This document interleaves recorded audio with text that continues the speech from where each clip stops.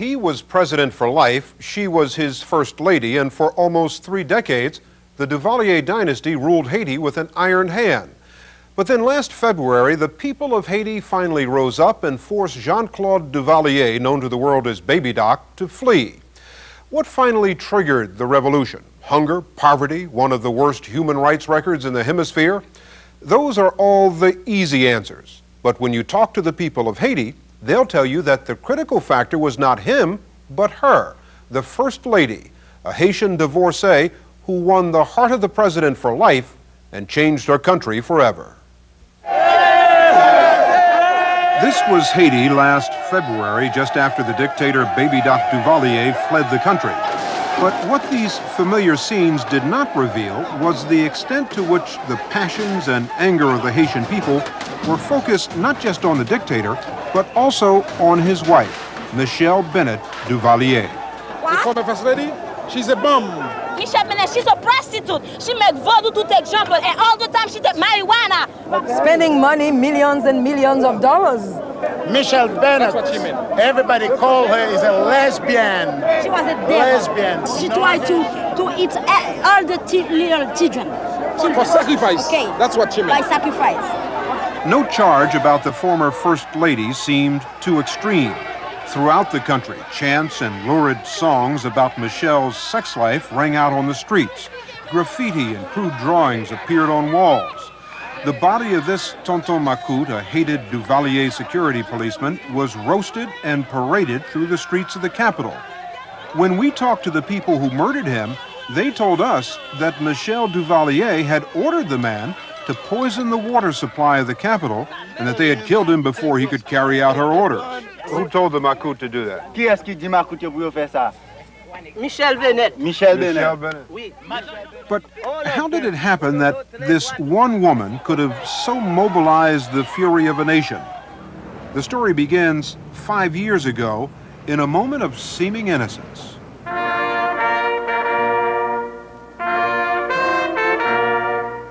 June 5th, 1980, in a ceremony so lavish that the Guinness Book of Records lists it as one of the 3 most expensive weddings, Haiti's 28-year-old president for life, Jean-Claude Duvalier, marries Michele Bennett, a divorcee and mother of 2.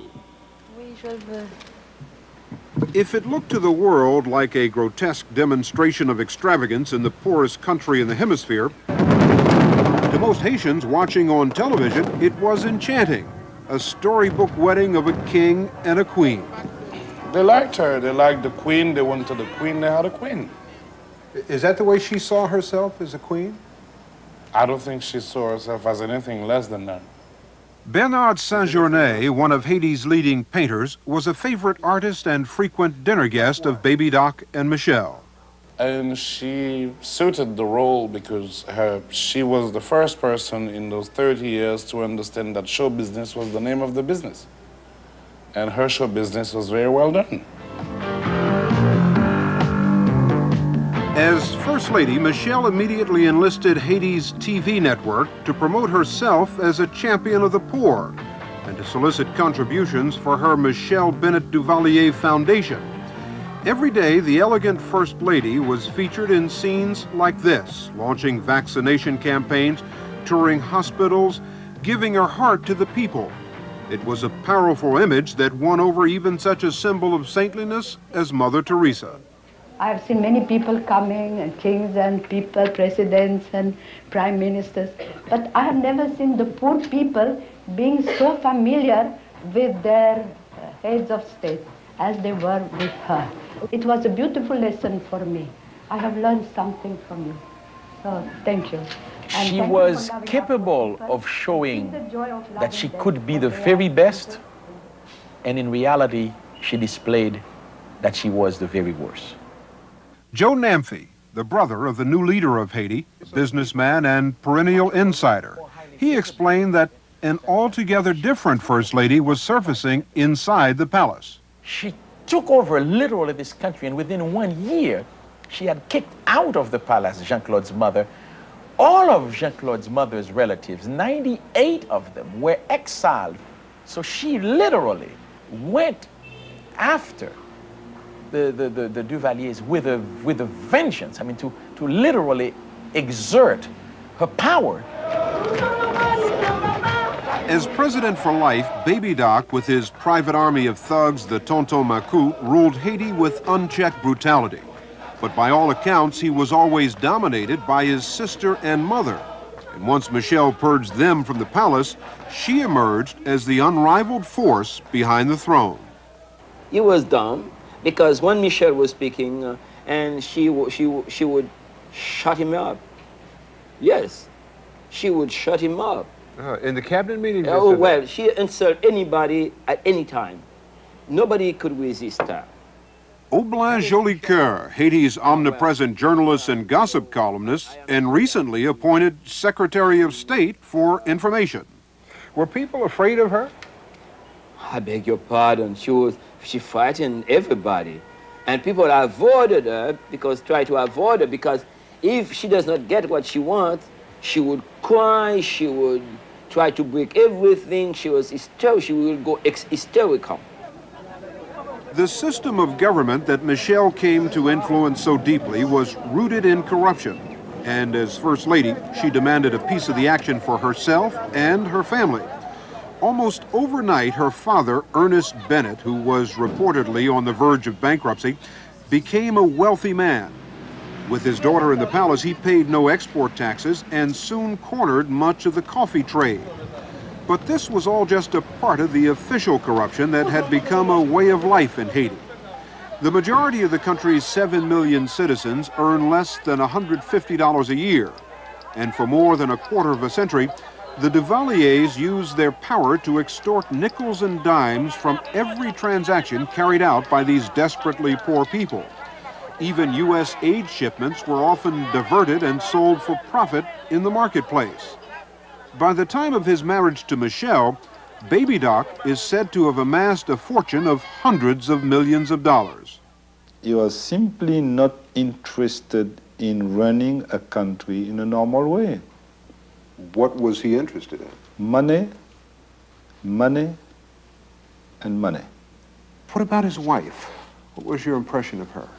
She was even more greedy than he was himself, because she had to catch up, you see. When Marc Bazin became Haiti's finance minister in 1982, he quickly became suspect by questioning the national budget, 30% of which, he says, went directly to Baby Doc and Michel. So $60 million went for his and her personal use? Absolutely. Every year? Oh, yes. And that was just official open corruption, because it was coming out of the budget.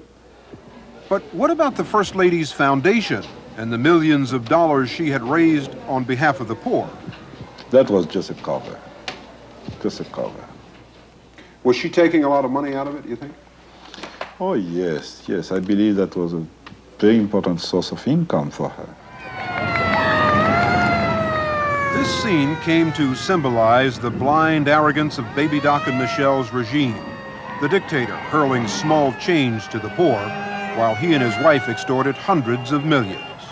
Michel came into the government through the bedroom, and she brought down the government in 5 years through her greed. Since the 1960s, when he was condemned to death by Papa Doc, Ray Joseph, the editor of the Brooklyn-based newspaper The Haiti Observateur, has chronicled the Haitian Revolution. He points to the Pope's visit in March 1983 as the first challenge to Baby Doc and Michel. The Pope was going beyond the Duvaliers, standing by him, and telling the Haitian people, I don't agree with what they're doing.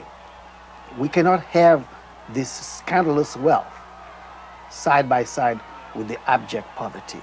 Things have got to change. And from that speech of the Pope, the message went out that the Duvalier regime could no longer continue the way it was doing business. Most every revolution has an event that finally triggers a people to action. Unlikely as it may seem, the incident in Haiti was a television broadcast, shown in squares like this across the country on TVs which the First Lady had installed to show her good works. And what the people of Haiti saw in May of 1984 was this lavish benefit ball which Michel had organized on behalf of the poor.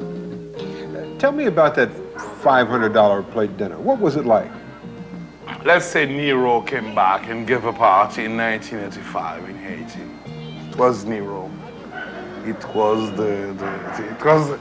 it was incredible. It was incredible. The cadence, the champagne that was being offered. I remember that night they didn't give Dom Pérignon, they gave Krug. Very expensive. The most goddamn expensive champagne in the world. Haiti had never seen anything like it. Ministers' wives dressed in Parisian gowns, a jeweler flown in from Paris to present a $30,000 necklace as a door prize. I watched this and I said to myself, I wonder how they never understood what they were doing to themselves. What do you mean? What were they doing to themselves? Well, this party was broadcast live over Television Nationale, the government television. So when people watched this ball, I mean, wasn't this a benefit to raise money for poor people? It was a benefit to raise money. But the clash of that luxury, that display of wealth versus their poverty situation was just too much for anyone to digest. They have killed all the pigs in the country. The reaction here in Gonaïves, where people still respond with fury at the memory of that party, was to launch the first demonstration in the history of the Duvalier regime. They protested their hunger and called for the end of the dictatorship. But it wasn't until the following year that Michel provided a second spark. This one destined to change the country forever. It came 6 months ago, at a time when Haiti was on the verge of bankruptcy, unable even to buy fuel for its trucks and buses, and facing food shortages. It was just at this moment that Michel and an entourage of 14 set off on a fateful shopping trip to Paris. And for the first time, people got very angry because Michel spent $1 million for 1 week and then asked for a $2 million from the governor of the central bank, and she got it. And we understand that she spent $1.7 million. On what? On clothes, on paintings, on fur coats, and also refrigerator for the fur coats. A refrigerator for the fur coats? Yes, freezers. Didn't you hear what happened when Michel went back to Haiti with all these furs that she bought abroad? That's not the first time she's bought furs. She has special parties for her friends who also have furs. And Haiti is a tropical country. So at that point, they turn on a special room, very cold, like a freezer, really, so they can put on their furs. That actually happens. In the palace? In the palace. Is it really possible that a shopping spree could have ignited a revolution? The shopping spree was the spark. And what it did was to ignite rebellions all over Haiti. A revolution was now underway. There were rumors that Duvalier had ordered plane loads of Uzi submachine guns, and there was a fear that the Tonton Macoute were about to be unleashed on the demonstrators. But there were also reports that the president for life and Michel were preparing to flee. We are still here. And then, unexpectedly, just before dawn on the 7th of February, the 29-year-old Duvalier dynasty came to a close as Baby Doc and Michel drove through a gauntlet of newsmen to a waiting U.S. Air Force jet that flew them to exile in France. They had managed to get an estimated $800 million out of the country, leaving behind less than $500,000 in the treasury. Jean-Claude and Michel Bennett take all money in Haiti. We have to give the money back. We have to freeze the money and bring the money back to our people. Over here, all of us. These are kids. All of us, brothers. Very good people. In Haiti, people's anger was reduced to acts of symbolic vengeance. But in New York, Michel's brother was attacked in the streets, and in Paris, the Duvalier's financial advisor was beaten and hospitalized. So what happens now to Baby Doc and Michel? They're safe in the south of France with much of the wealth of Haiti at their disposal? Is this where it all ends? It cannot end there. We intend to pursue the Duvaliers to the ends of the earth, to bring back the wealth of the country. And we're giving them notice that wherever they go, no matter how long it takes, we will get the money back.